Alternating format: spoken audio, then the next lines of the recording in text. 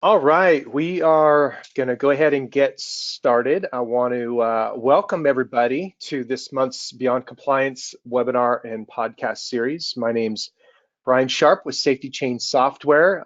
Have a lot of new faces, so we want to welcome all of you that are joining us for the first time. I think you're going to really enjoy our session, particularly this month. A lot of great content with one of our fan favorites here, Dr. Lone Jespersen, who I'll introduce here in just a moment. Our topic this month is the missing ingredients critical to your food safety culture success. And for our returning fans of Lone, and I'm certainly one of those, there's nobody who does this topic better.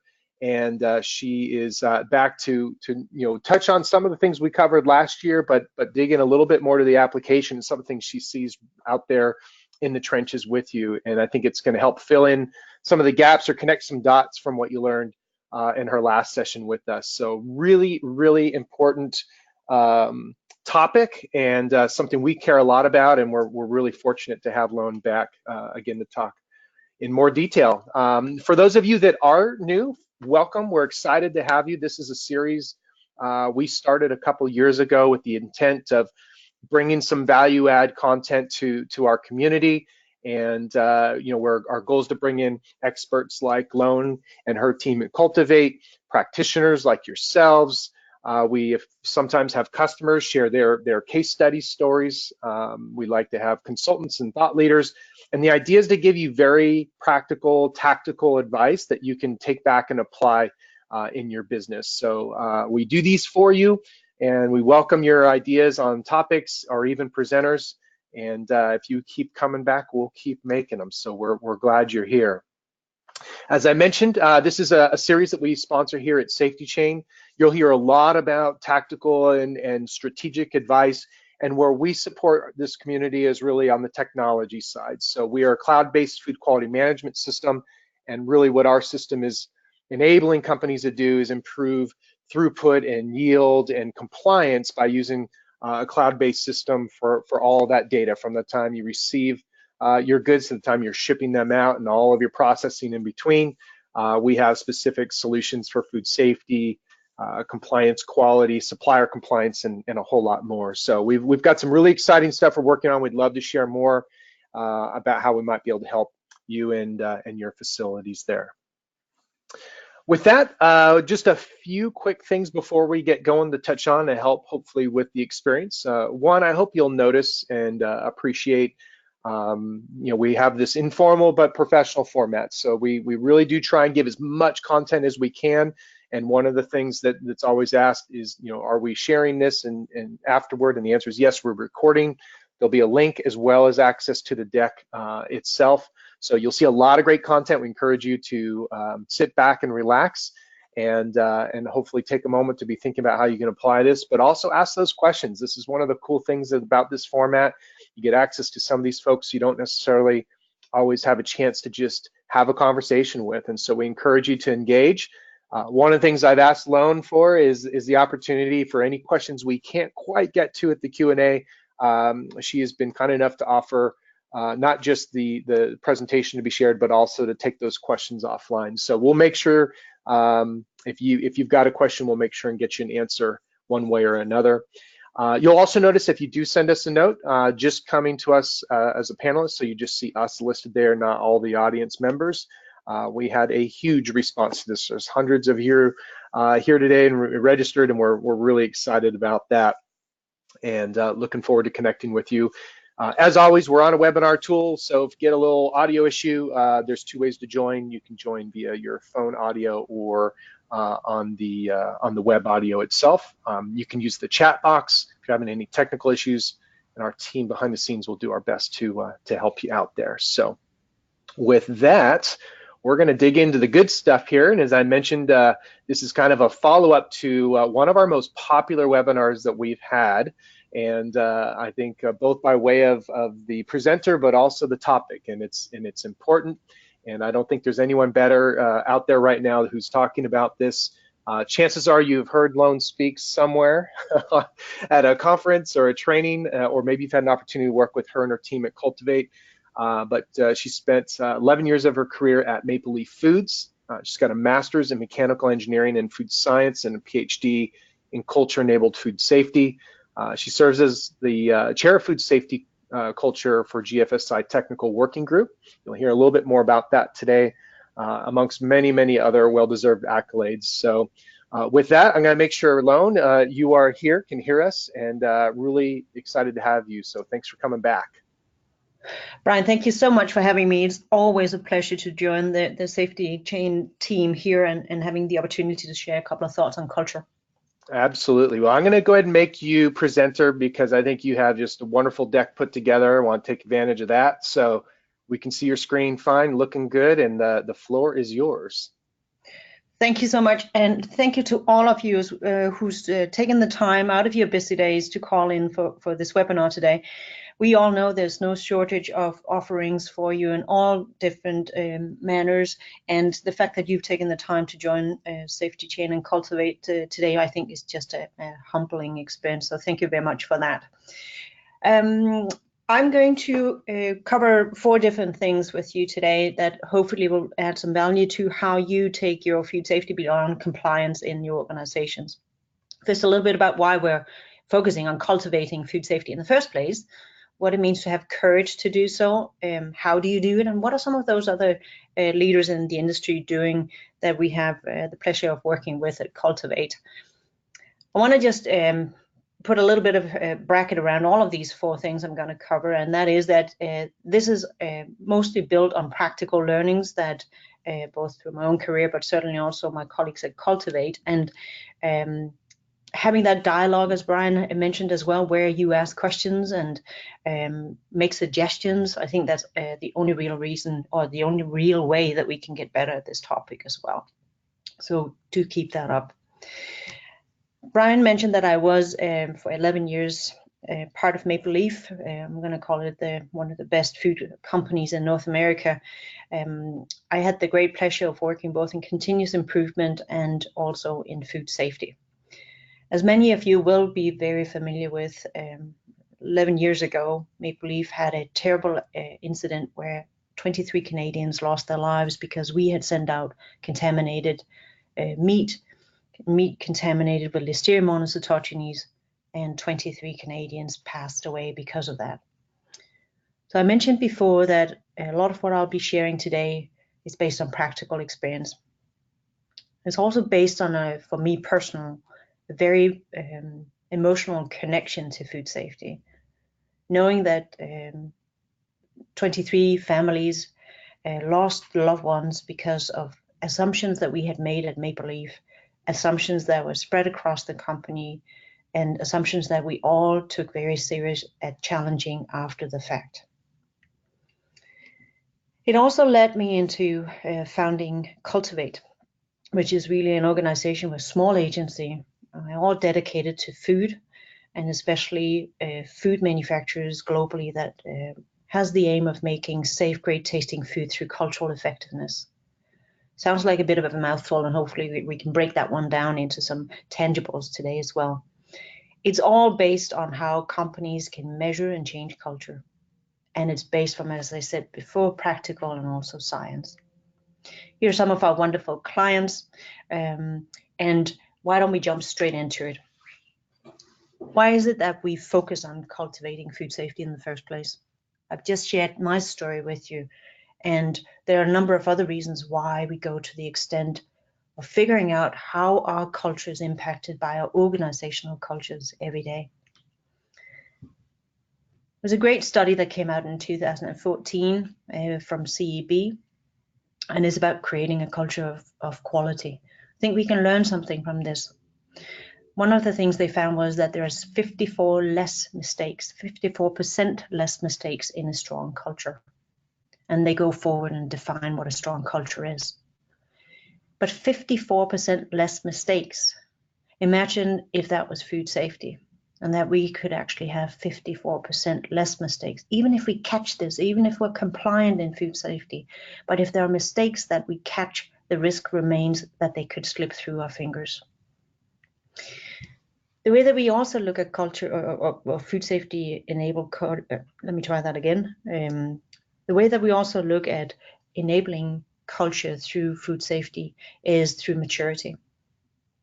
We work with a 5-stage maturity model at Cultivate, where we have a staged out, as you see in that green bar to the right, or to the left, sorry, that where performance is quite low in the organization. So what we see there is that food safety is largely acted on because of somebody from outside the organization coming in and saying that we need to do something about it. So it could be a regulator or one of your customers. In stage 2, that's the yellow one to the right, we're starting to see great ownership, especially within the food safety and quality functions. And that's why you see those little blips, because now projects are kicked off because we have a very strong food safety and quality function. There is evidence, though, in a stage 2 that we don't see other functions having equal amount of ownership for food safety. That happens when we get into stage 3, the blue bar. We see performance, the black line starting to go up. And also we're seeing evidence when doing focus groups and interviews that a frontline supervisor will sit and tell us very specifically what she does for food safety every day and how her team takes action on food safety. So in stage 3, it's very much built on knowledge, and it's built on enabling everybody to act on that knowledge. Stage 4 and 5 are very much around now. It's built into the fabric of your factory. In stage 4, we have such good control over food safety that we can start continuously improving on it as well. Do we need to swab as much? Do we need to look out into the corners where there might be some swabbing that has to happen so that we can prevent the organism from even getting inside the 4 walls of our factory? And in stage 5, food safety is integrated into any strategic decision and any tactical everyday decision that takes place. We consider the risks, we can make decisions in that gray space because we have very strong knowledge. What I really like, and I'd like to share a paper with you after the fact that we sent out earlier this year, and that's all around how we now connect how mature your culture is to how big a proportion of your revenue goes towards the cost of quality. So cost of quality is a measure that's been around for a long time, and by taking that measure and defining it for food safety so that we know exactly what the cost of our food safety elements are, we can actually start to see this connection between the more mature your culture is, the lower the cost of quality. It's something that's a little bit new and a little novel to our food industry, but imagine when you're sitting in your senior leadership team meetings and you can have a conversation around food safety that goes beyond the dreaded measure of customer complaints, but actually goes into what is it costing us to operate our food safety system at a current level of maturity. And there can be an informed discussion about whether we need to invest more or whether we actually can start to see becoming more efficient and effective at how we do what we do for food safety. Don't get me wrong here. I'm not advocating that we need to start looking at food safety as a way to save money. What I'm saying is that I'm looking at culture as an enabler for us to do things more effective and therefore spend less money on it. Think about that. I'd like to switch gears a little bit and share with you some thoughts around courage. So it's all fine and dandy to go back and look at something like cost of quality and then challenge everybody on this call to have that conversation with your leadership teams to say, how do we calculate that in our factory? How do we go and make this a key leading indicator for what we do for food safety? But it takes courage, because it takes all of us to think a little different about food safety. And it also takes, for us as technical people, it takes for us to find a different conversation with our leadership teams. Go beyond what we know for FISMA and for EMP into a world where we can actually put a cost of quality to what we do for food safety. So when we look at courage, I like to measure that in what we call walking the talk. And walking the talk is a scale of 18 statements, and we can measure to what degree a factory and its staff are walking the talk for food safety every day. In these 3 bubbles that I'm showing you on this graph, what you see is up the y-axis something called social desirability. That's a social scientist way of saying walking the talk. In the bubble to your left, you see that there's a group of companies that are actually less worried about their own image than they are about food safety performance. They're also ready to speak up about risks. So when I speak with a frontline supervisor, or if I speak with a maintenance manager in a company in that left-hand bubble, I'm getting the goods. They're telling me straight up what works and what doesn't work. They're quite critical around their own systems because they are ready to talk about risks as well. In other words, it's a culture where there's a willingness and courage to put action behind words. As we then look at that elongated bubble in the middle to the right, there's a tendency to be either over positive or over negative. I'll give you an example of that. Those are the companies where I hear food safety is our #1 priority. And my stand is quite clear on that. Well, of course it is. It's a given. It's table stakes if you're in the food industry that food safety is at the top of your priority list.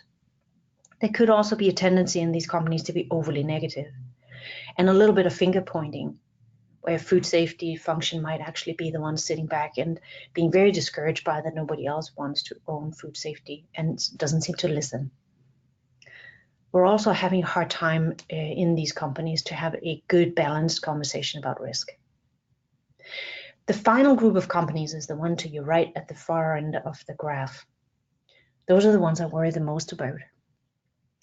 It's a company where leaders are quite concerned about their own self-image, so that comes across as defensive, not willing to open up about risks and hazards, weaknesses, and also there's a real reluctance to talk about risks.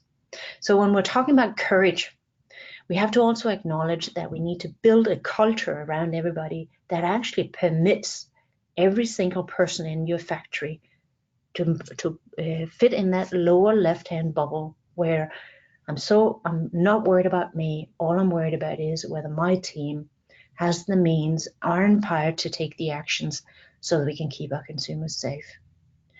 And we should talk a little bit about how we get there. One of the ways, and you'll have seen this, some of you, I know that, but I want to reiterate it because we cannot use the ABC model too much. Antecedents, they're all the tools and tactics that we need to be able to understand what's expected of us so that we can behave in the way expected of us and see the consequences. I'll give you a bit of an example from what a behavior that many of us are engaged with every day. I have a driver's license. I have a relatively safe car. I know the rules of the road. I can read the sign that has a speeding limit on it. All 4 things are antecedents. The trigger is whether I actually drive at the speeding limit on the road that I'm on. The consequence can be that if I'm speeding, if my behavior is one of speeding, the consequence is that I get to work faster and I can get home to those I love faster as well. A behavior of where I'm actually speeding in a society where rules of the road and speeding limits are really enforced could be that I get speeding tickets immediately when I speed. That's another consequence of the same behavior. When we think about having courage and enabling everybody to take action and speak up, be comfortable with criticizing our own system so that we can get stronger, we have to really think about consequences. Are you in a culture where if somebody brings something up that does not work, that everybody listens, sits up and takes action? Or are you in a culture where it falls on deaf ears and it doesn't get followed through with actions? Whichever one of those 2 situations you're in will over time impact whether people will keep talking and speaking up, and therefore impact the courage of others to take action on food safety. One of the ways that we as leaders cross, it doesn't matter what company we're in, whether you're in a retail, manufacturing, interest organization, whatever you're in, the way that we can build this kind of courage and manage the consequences to make sure everybody speaks up is around recognizing. There's a great study that came out in 2017 from Human Institute of Global Force, where they said the way that leaders can actually build trust with employees or workers is to recognize behaviors, even if it means that, I recognize that you're speeding when you go down the highway, and I'm going to help you modify that behavior. That's a recognition, because somebody is actually paying attention to what you're doing and they take the time to correct your action, even though I don't think many of us like to have too many speeding tickets. But recognizing in this particular study meant that of the ones that were surveyed, 65% trusted their senior leaders if they had been recognized. 82% of workers recognized in the last month trusted their senior leaders, compared to 34 of those that had never been recognized. So if you, like me, believe that trust, courage, consequences impact whether we can actually get people to walk the talk, I hope that these tools, so recognizing, managing consequences, can be tools that you can take away and actually build into your food safety plan. Why wouldn't we have in the food safety management system something around how leaders recognize others and how we measure that through consequences, positive and negative, just as a standard element that we get audited on and that can be implemented every day. So how do we do that? How do we implement every day? How do we cultivate? I mean, this is where rubber hits the road. And I want to reiterate something with you here. And I know that some of you have seen this before, but believe me, in this fast-moving information age, I think we can all just benefit from a little bit of a recap. So cultural dimensions, there's 5 of them: vision, mission, people, adaptability, consistency, hazards, and risk awareness. The great group of GFSI that I had the pleasure of working with came up with 5 sub-dimensions around these 5 dimensions. And if you then take that, and I encourage you to go to mygfsi.com and you can download more detail about all of these sub-dimensions, and there's some leading questions in there as well that you can build in. I've worked with a couple of clients lately who've taken those questions, built that into your conversations and audit systems. What you can do with those as well is you can actually, around these sub-dimensions, build some tools and tactics. Now, these tools and tactics are specific to your state of maturity.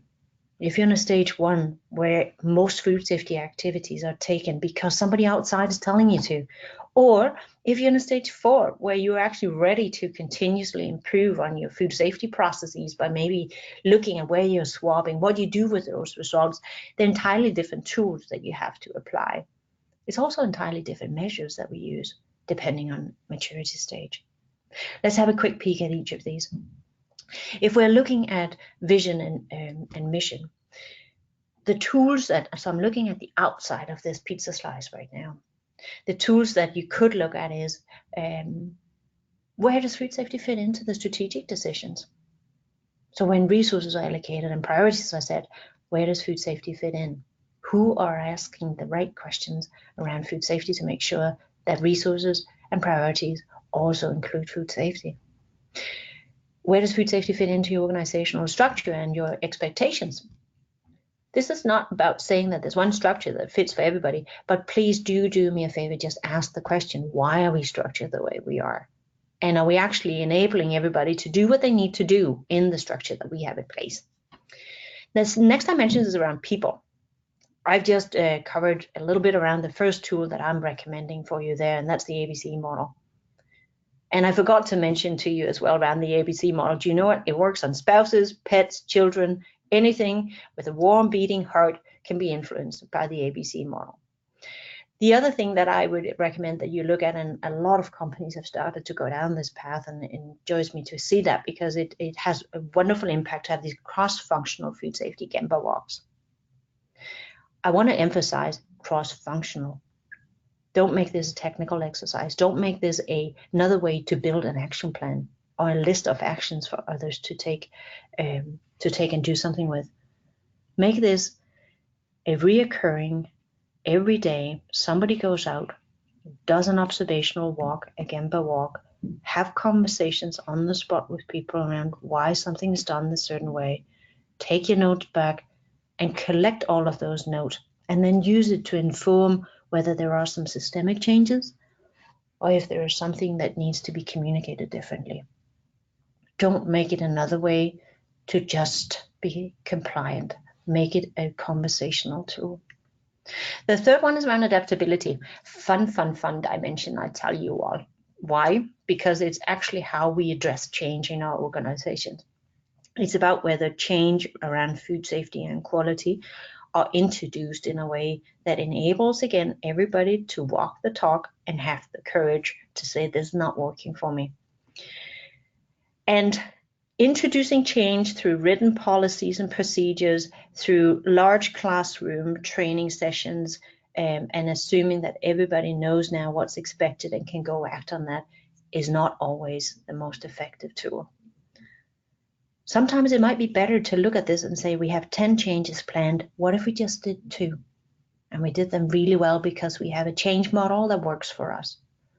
I'm recommending that Kubler Ross, have a read about it. But all it does, it just explains to us as human beings from a psychological perspective, we actually all go through the same stages when we are engaged with change that matters to us. And plan it. Use the Kubler Ross to plan your changes so that everybody can take, again, that ownership that we so need.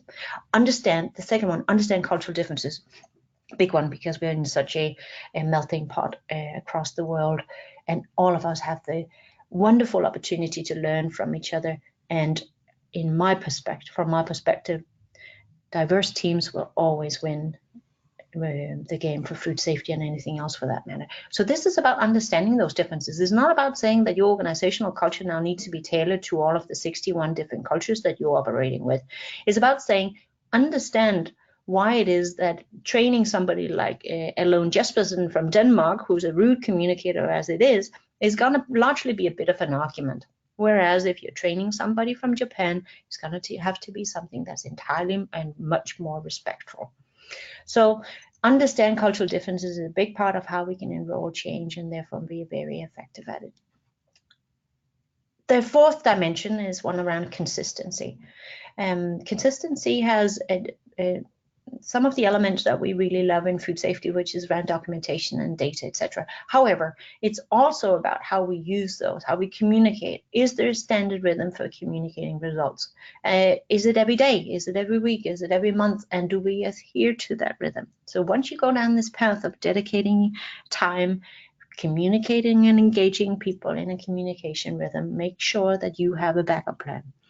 When plant manager is out, who's going to take the talking stick? Don't cancel meetings because somebody is not there. Make sure there's a plan B so that you can stick to your guns and actually have the rhythm executed on as you said you would.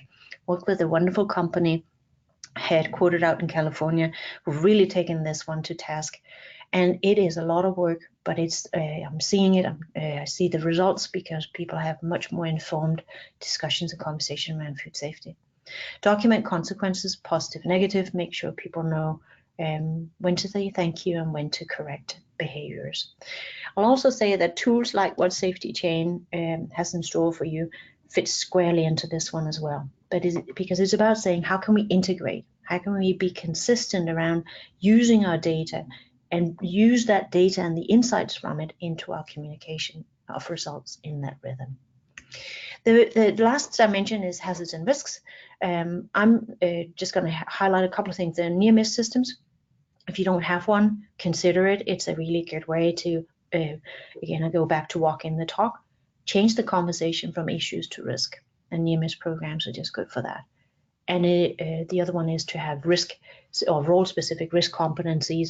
It's different for me to be a driver, distributing products than it is for me to be in R&D developing new products. The risks that I actually need to be competent at understanding and dealing with are entirely different.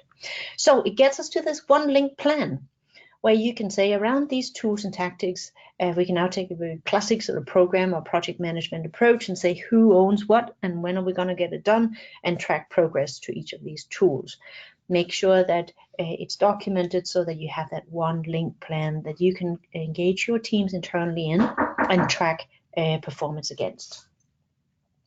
If we then look at how can we help others define their food safety ownership, I want to just touch on some great work that I've been fortunate enough to work on with 3M and with Dr. John Butts. What we said was we wanted to take each of the dimensions and then help leaders own food safety. And we're especially looking at EMP in this case.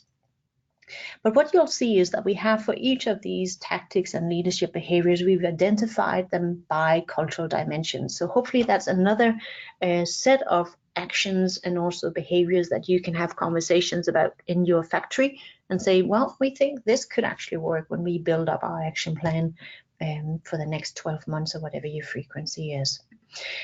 So let me just share a couple of these with you. So mission and vision, or values, sorry.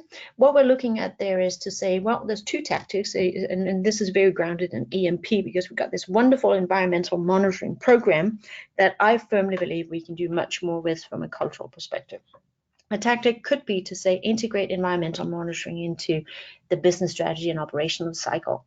So as you might remember, I mentioned in the dimension around mission and values, or mission and vision, that we want to see food safety as part of the strategic decision, so resources and priorities. And EMP, using EMP, say for the last 12 months, these are the areas that we might have had some really great wins in. Here are where we might not find so much stuff. So is that because we're not looking hard enough, or is it simply because we're really high performing in those areas? And having that kind of insight and bring that into the planning cycle is really powerful. And it also enables leaders in all functions. So it could be maintenance, it could be production, it could be supply chain, HR, to actively ask questions around food safety. What does it mean?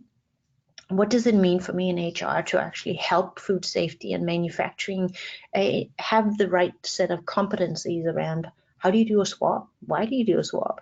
Who does it? How often should we do it? What does it mean when we get the results back? So having this kind of conversation as part of the leadership team is a wonderful way to drive food safety into the everyday discussion, but also the strategic planning. Enable all leaders to message. So integrate food safety and environmental monitoring messages in the ongoing communications. This is where we can really help from a food safety and quality perspective, because what if we were to draw out once a month one pager that summarizes in a humanized fashion that everybody that does not necessarily know the technical details behind EMP can actually talk with their teams around, here's how we're doing, this is what it means, and here's how we in our function can support this.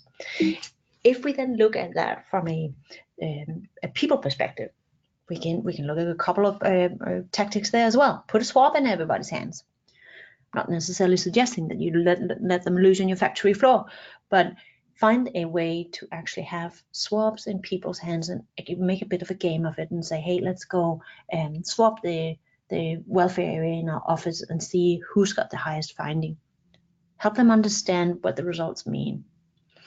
It is amazing how we learn when we get to do as adults. It's the leadership behavior that I would recommend you look for there is around setting expectations that everybody is participating in this. So it's part of everybody's, not just onboarding, but maybe it's every year we go and we do our swapping exercises and we have a competition. We see who wins. We drive conversations in our ongoing leadership teams because we now know what it actually means to swap. Multidisciplinary teams, we use that term a lot, I know it, but actually using a broader group of people to look at the EMP insights. What does it mean? Be critical. So I go back to walking the talk. Allow people to ask questions. Don't assume that everybody knows what this means. Allow people to ask the questions. And it's amazing. I love those conversations because all of a sudden I'm being given a different language of explaining what this means through the eyes and the thinking of somebody that's not necessarily in food safety. And there's wonderful ways to communicate EMP results and the activities and the insights that we don't necessarily gravitate to in food safety. Adaptability, I talked about this in our wheel before as well, but what we're looking here is, are you actually ruling by a carrot or a stick? And I'm not advocating one or the other, I'm advocating a balance. And some social scientists would argue that you need a sort of an 80-20 rule, or 20-80, 20% stick and 80% carrot, because that seems to work best for us as human beings. leadership behaviors that we're suggesting here. Team leaders to use indicator sites and positive consequences. So how can we actually reward those that find any issues so that we can build it into continuous improvement? Consistency. I mentioned communication rhythm before. Leadership behaviors, designing food safety and environmental monitoring into the company rhythm. How often does your board hear about your EMP performance? Does the board discuss that? Is it part of the key indicators of your organization's success factor that the board and senior leadership looks at EMP performance? Is it part of plant huddles? Is it part of the frontline discussions? So I think if we look at that and say it now becomes an ongoing conversational piece, it engages people to say, well, what can I do to improve? Or I would like to recognize my colleague because he was actually really good at finding evidence of an organism where we didn't think that it was. Last one, risks and hazard awareness. Obviously, this fits squarely in with EMP, but this is about stories. So I got a photo series yesterday from a colleague or from a client in the UK who had just engaged a group of frontline team members in an exercise around this, and seeing a sea of blue supervisors, all cladded in blue with blue hairnets, and seeing the smiles on their faces after a good discussion around what does EMP mean and how does it influence what I do with my teams every day. Stories like that should be shared across your factory. And that's where we, again, in food safety and quality, I believe, have a unique access to those we work with to generate those stories, to make sure that it's shared in a way where actually as a food safety professional, we can put a smile on somebody's face because we had such great engagement. If you want to read more about this, do look up the environmental monitoring handbook on the website for 3M. In wrapping up, because true to form, I can't stop talking on this topic, and I can only apologize for that. I want to share just a few thoughts about what some of our colleagues are doing in the industry. I have a couple of tactics. I'm not going to share with you an action plan. I know that many of you are looking, how can I just define an action plan? Please do me a favor and take some of this content from today. Take a bit of a time out. It's hard to do, but take a bit of a time out. Think about some of this content. Take a simple project management template and say, what did I learn that could be turned into action specifically to where my company is at? So that's what some of these companies did, whose tools I've had permission to share with you here today. The first one, there we go, sorry about that. First, I want to just thank 4 wonderful companies, Lily Chim from Kagome, Mike Lewin and Cormac Gilligan from PepsiCo, Raybo from Musgrave, and Tim Jackson from Grupo Bimbo, who've permitted me to share some thoughts here. Rhythms and habits. So I know it's the 3rd time I mentioned this just on this call alone, but I cannot stress enough how much it means to have a rhythm and create some habits around talking about and arguing, discussing, criticizing, having that dialogue around food safety. And the way that Kagome is doing that is that so the light blue rings that you see here are dialogues where leaders are having some conversations to share, but most of all to challenge and solve and improve. So the CEO has that every quarter. Leadership group once a month, managers weekly, supervisors actually do this daily through 1-point lessons. What Lily is also doing at Kagome is she's tracking this. This is a food safety and quality KPI for Kagome. So there's a schedule set out, and for year 1, which this is in, it's about compliance to that schedule. But Lone, this is about going beyond compliance, you could say, and I said, yes, it is. And this is taking them beyond compliance because it creates a conversation around food safety, and it creates the expectations from those in the company to say, every quarter I'm going to hear something about food safety from my CEO, Every month, my leadership team is discussing that, and my managers are having conversations with us every week. And if I'm on the front line, I know that I'm going to hear something from my supervisor on a daily basis through the 1-point lesson. This is a rhythm that obviously works for many other things than just food safety. But it's all about creating the rhythm or the cadence, writing up what that looks like. And again, I would include it into your food safety management system. Why not? Put it in a procedure, put it in the system, get audited to it, because this is just how you operate. And then it's about generating the content. So that's all of the messages that go into those dark blue boxes here. And that's where it can become the success of programs like this is where you're now starting to reach into the other functions that you work with and say, what are some of the key messages around food safety that we want to reiterate? You're setting also the expectations of dialogue in this rhythm through these different venues. Happy to speak much more about you with this, and also happy to connect you with a couple of people that are living and breathing this. Leaders messaging. So with PepsiCo and also with recently with Kagome, we've developed these leadership communication or guides. What you see in the blue here is a guide, is the one pager that a plant manager takes into his or her leadership team. And in this one, it's about, do you know what's expected of you for food safety? And then we give some suggested expectations, which is what you see in that table in the middle. But more importantly, all of these, we've got 9 of them today, leadership guides, asks a couple of questions for the leadership team. And then there are some thinking moments. In this one, a leader can go away and say, do you act and demonstrate to others what is expected of you? Is that actually something I do as a leader? Does your team know what's expected?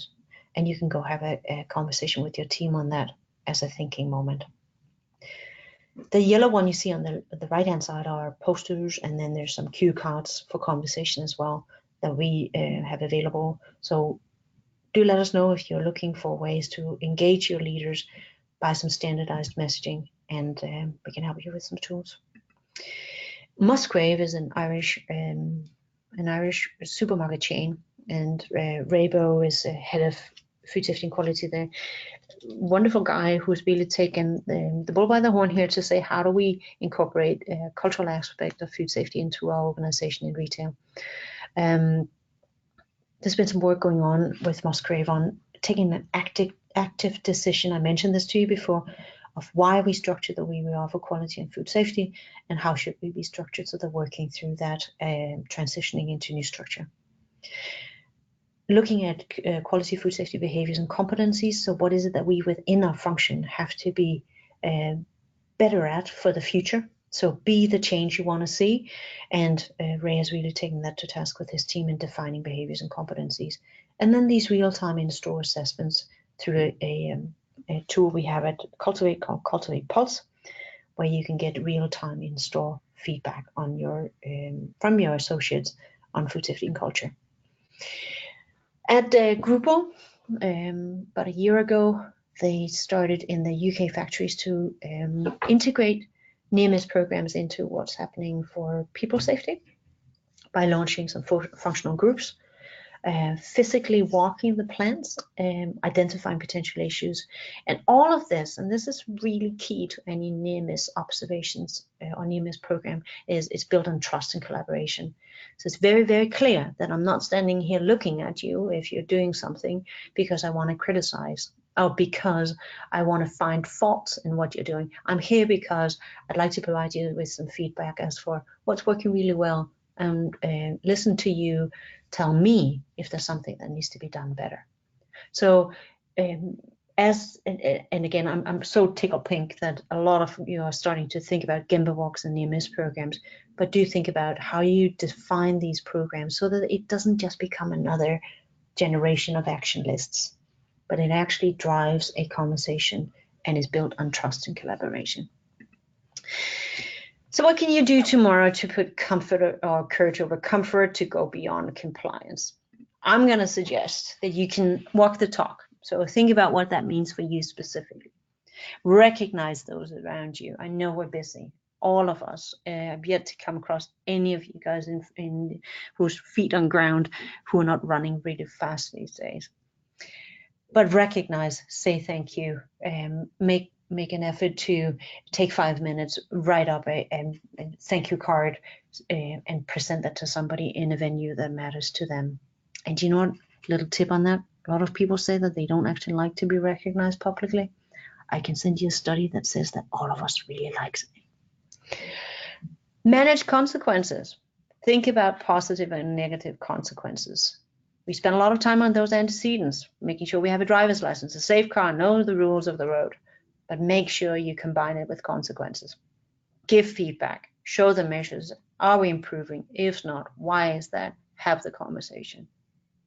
In your team, assess your culture and agree on one link plan. So get that one link plan together for your culture, food safety culture, and make sure that it's linked. And what I mean by that is cover all 5 dimensions. You might decide that you put the majority of your actions in one of the dimensions, but make sure that you've covered all of them and say, this is how we're doing in each of them, and here's what we're going to do for the next 12 months. Establish a rhythm and get those habits going. Enable leaders to message. I shared what we did with 3M and Dr. John Butts, but also some of those tools where you can actually have some standardized communication tools that can be pulled out whenever there's a 5-minute opportunity to have a conversation. Personalized risks. Have that family day where you're inviting those that work with you and their families into the plant to show your families what you're doing every day. Have your colleagues take them around in your factory. Take photos of them. Blow those photos up and have posters on the walls of your colleagues and their families on family day in your factory. Make it personal. All of us come to work and want to do a good job. Make sure that we recognize that and put those colleagues of yours up on the wall. I want to finish off here by a little story about Bindi and Sue. Bindi is the lady to your left and Sue is the lady to your right. You can't see it here, but Sue has actually got a red hairnet on, which means that she's in training. When I first met these 2 fabulous ladies in a plant in Australia, Bindi was having a very firm conversation with Sue because Sue had reached down to touch some salad that was on the ground and was about to put it up because she wanted to do the right thing, put it up on the conveyor belt, make sure we get as much out of this product that somebody has worked so hard at getting to us. She was not ill-intended. She did not touch that floor because she wanted to make somebody sick. She touched that floor because she wanted to do something that she thought was right.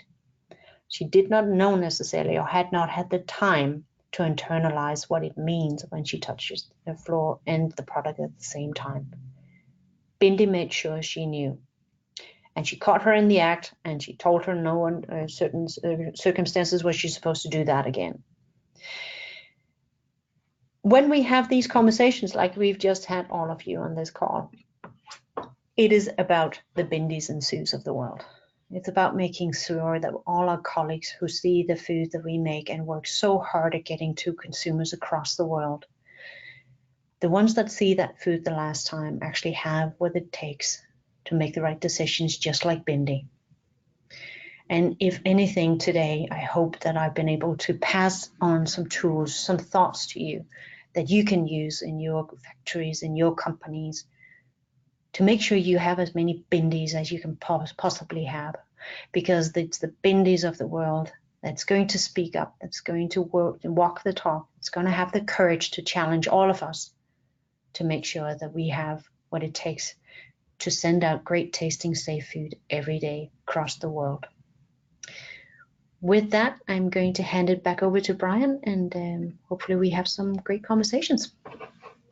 Yes, well, thank you, Lone, as always, and it's always humbling to come back on. I feel like when you finish so wonderfully like that, I just don't want to get in the way. But I appreciate, after the last session you did with us, we wanted to get in a little bit deeper, and I think that's exactly what you did here. I took a whole bunch of notes, but I hope everybody feels the same. This concept of courage and the culture around food safety is so important, but sometimes figuring out where to start or arming you with the tools, I think is really what you've done here today. And I think that's it's just critical. It's important. So thank you for all the good stuff. I wanted to point out a couple of resources and answer a couple of quick questions as some of you may have a few more that you want to pop over. So I want to encourage you to go to the little question box and you can fire those away and we'll sneak in as many as we can. But Lone, you mentioned one was a paper that you had, the culture, maturity, and cost of quality. Is that something we can maybe link to when we send a follow-up to everybody on your site, or what would be the best way to get that in their hands? Yeah, I think so. It is a peer-reviewed paper, Brian, so we can share the link. I am in the process of working on an article that can be more broadly available, but if you do have access to a college or university library, you will be able to grab it from there. But we unfortunately can't just share the paper. Got it. Got it. Okay, good. Well, we'll look for that article. Make sure we get our hands on that. We'll share it with our community as well. So that would be perfect. And then you also noted the mygfsi.com. I know you're deeply involved there, and so a lot of the model you shared came from there, and you can dig in more. So we'll provide those as some resources. We'll post as well. I did have a quick question because you challenged me right with this topic, and so I want to talk about courage, and we were going, having this conversation. I wanted to ask you, when you get a leader or even somebody, a bindi, that comes to you one-on-one and they're struggling with that courage, in what environments do you see that most, and what's the most common advice you find yourself giving leaders or operators on the floor? Yeah, so I'm not sure there's a specific environment where I see that struggle the most, but I will say that it's one of the things that, so when we work with a new client, one of the things we always have as one of the first activities is a workshop with leadership, and it is actually to challenge all of them who's on that team to dig deep and say, how willing are we actually to listen to anybody around us if there's something that does not work for food safety, or if they perceive something not to work for food safety. And what happens then if somebody does that? And then we have a conversation about that, what happens? Because I don't think any leadership team intentionally sits around and do not want to listen or take action on feedback from anybody. But it slips through the cracks so very often because leadership teams are just as busy as everybody else in the food factory. So, so it often becomes a number one activity after that we've done an assessment is actually to say, if somebody speaks, what happens? That's a great place to start. I appreciate that. Got a couple of questions coming. So one, I'm sorry, I didn't finish answering this. So yes, we are recording this, and the slides will be available, other than I believe some of the specific customer case studies. So appreciate that, Lone. And we've got a number of people. I think you get into a webinar like this, you start thinking of others that need to hear this. So a lot of people ask and want to make sure they can share this. So we got a question here from Scott asking, are most companies using a confidential questionnaire assessment? We're finding it difficult to track without employee ID. It's a good question. That is a super good question. Absolutely. So I don't know what most companies do, but all of the ones that we work with to gather data, they're all anonymous, which means that, actually, sorry, let me just backtrack on that one. Sorry, Brian. We have usually two groups that get the survey. We have those that have email addresses and those that don't have. So those that have email addresses get the survey directly in the inbox, but it is confidential. It is obviously, it can't be anonymous because we are contacting them via their emails, but it is confidential.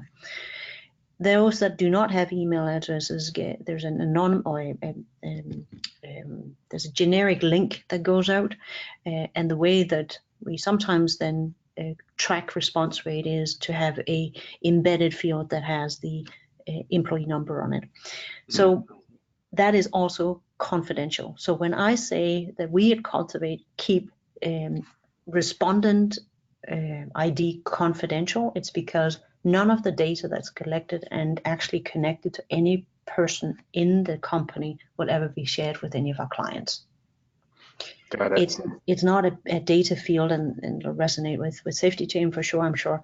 It's not a Yeah. data field that we even do because we Right. don't really get into any kind of privacy issues.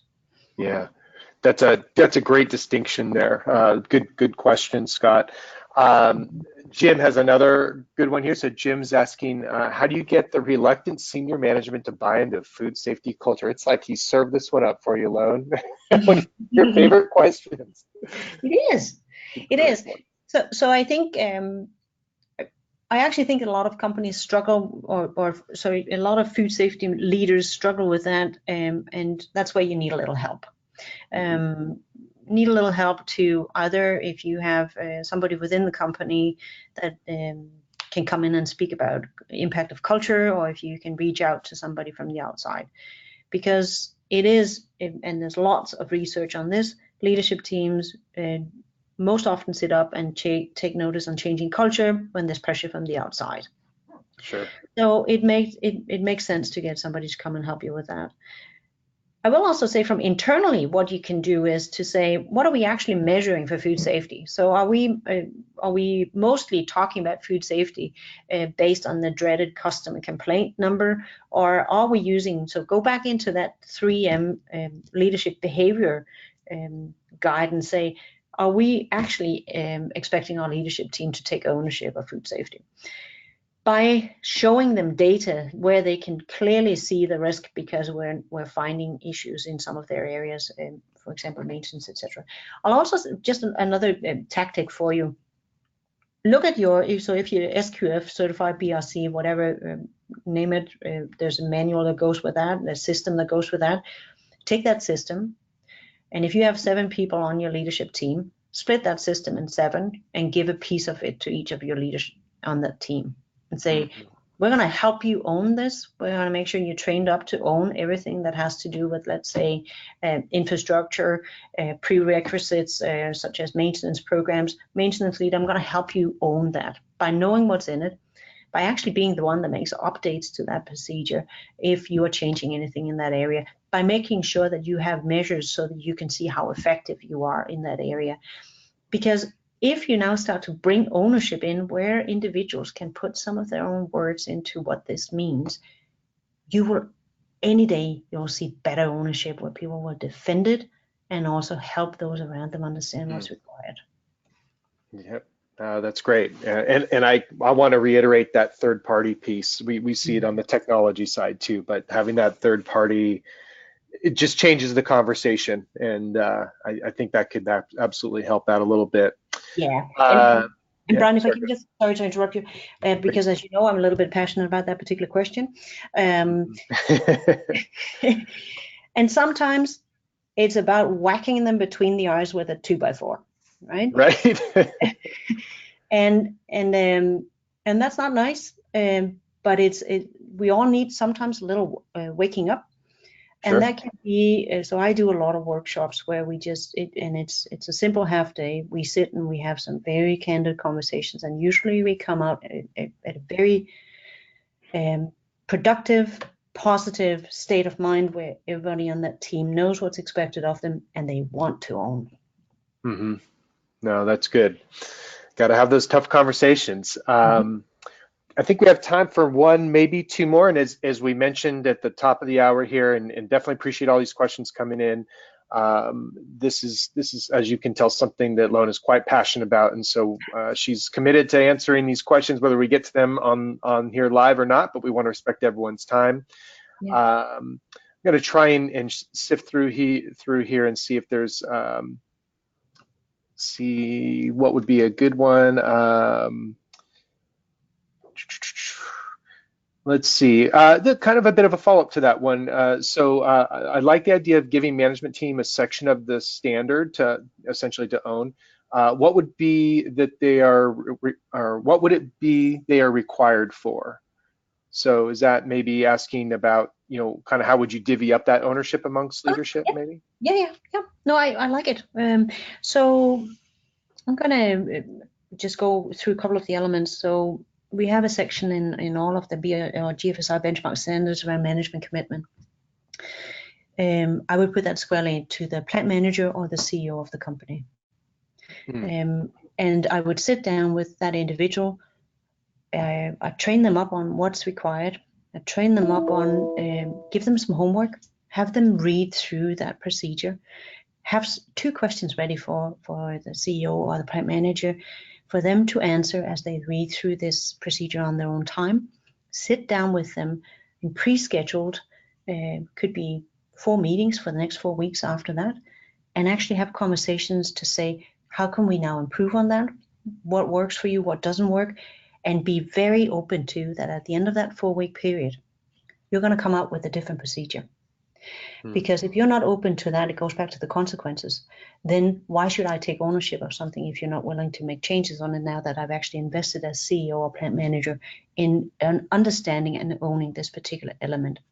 I'll give you another example. We talk about food fraud, food defense. I would put that squarely, and this is going to be a little controversial, but I would put that squarely out to the head of sales. Why? Because here's a group of people who are externally focused, have the ear to the ground with the customers as for what's moving and shaking, might actually have access to information once they get climatized to listening for it, information around where some of their customers are worried about counterfeited product or something like that. For sure, yeah. So I would, and I'd take the same procedure, Brian, go through the same process, train them up, have them do homework, have a couple of targeted questions, take 4-week period, meet with them, this head of sales 4 times, and be ready to make change. Very interesting. It pulls in the cross-functional thing you talked about, ties it to revenue. That's I like that. That's good. Well, listen, there's more questions. We're sorry we can't get those to you, but one thing we always like to honor is your time, and I want to honor Loan's time. Loan, thank you so much. We're so grateful for the partnership, and thank you for the good work you're doing. I mentioned as we were coming onto the call, I'm hearing more and more of this out in the industry, and you're making an impact for sure. Heard a regulator speak yesterday at a conference talking about, it's great that everyone's checking boxes and doing better with compliance, but they're missing the culture part. I thought, wow, we've come a long way. So keep doing the great work. And for those of you that would like to hear more, obviously you can connect with Loan and her team at Cultivate, a wealth of resources and knowledge there. And we also will share, as we mentioned, a link to the webinar and eventually a written portion of this, and we also have a resource library with going all the way back to what you did with us last year amongst some other really great content. So feel free to dig into that, and if there's anything we can help you on the technology side to support these efforts, we always welcome an opportunity to have that conversation about partnering on that side. So with that, thank you all. We hope you took something helpful away. Loan, thank you and your team, and everybody have a great rest day, and we'll look forward to seeing you on the next one. Thank you, Brian. All right, thank you, everybody.